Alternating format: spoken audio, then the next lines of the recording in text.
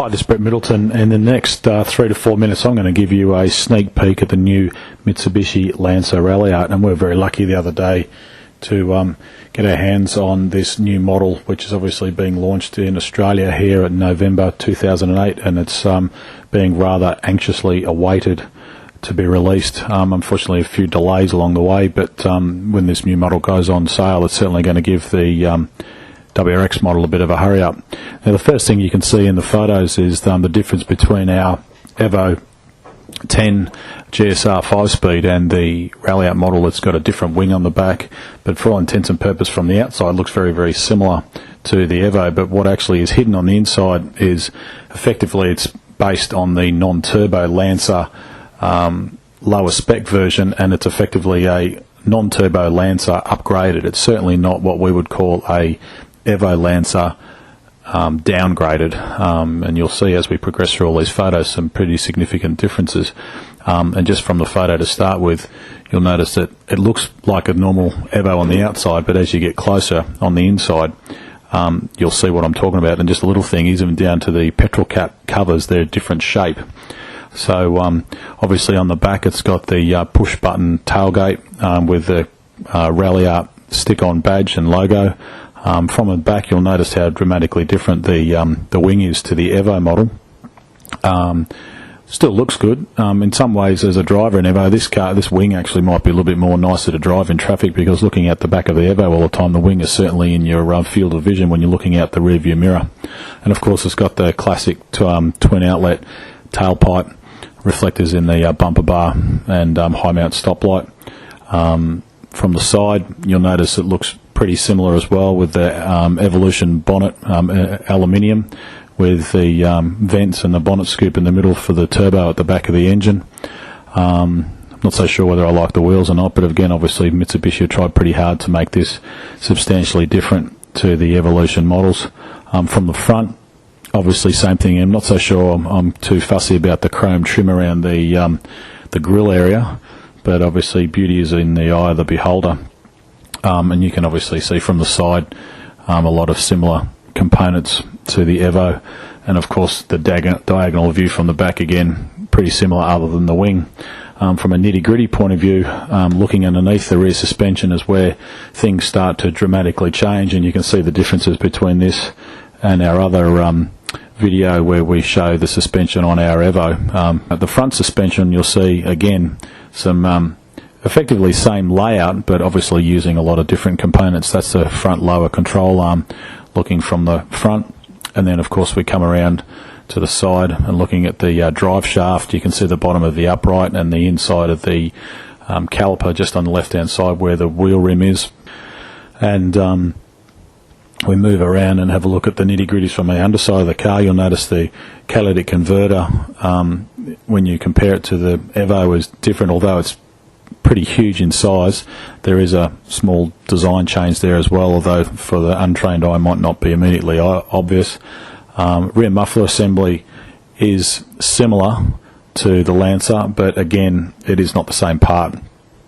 Of course twin outlet model as well. The interior, as you would expect of a slightly lower spec car, the interior is nowhere near as good as the Recaro seats that come factory standard. And looking at the dash, you'll see very, very similar layout to the Evo models.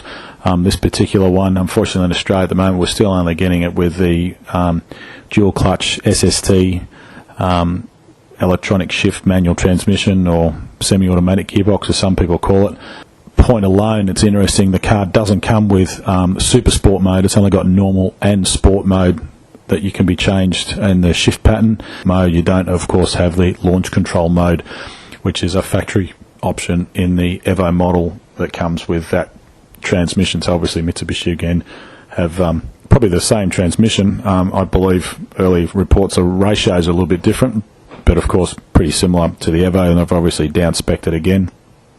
You'll notice the dash is very similar layout, but of course some of the controls and buttons obviously vary a bit. The really good thing is it's got the excellent control features on the centre of the steering wheel as well, which I've become quite used to in my Evo model. Moving around to the back of the car, you'll notice one really obvious thing is when you're looking in the boot or the trunk area, hip hip hooray, the car actually comes with a spare wheel. Now, this is a bit of a surprise to me as an owner of an Evo model, because the Evo model doesn't come with a spare wheel at all. All you do is get a container of goo and an air compressor to blow it up into the 18-inch wheels. So, of course, the wheels on this model are nowhere near as big as the Evo Lancer. So Mitsubishi obviously found their way fit to supply a space-saver wheel with, of course, the jack on the right and the obligatory toolkit on the left. You'll see by the pictures of the wheels, the brakes are obviously nowhere near as big. These are the front brakes, nowhere near as big as the Evo. A close-up of the caliper.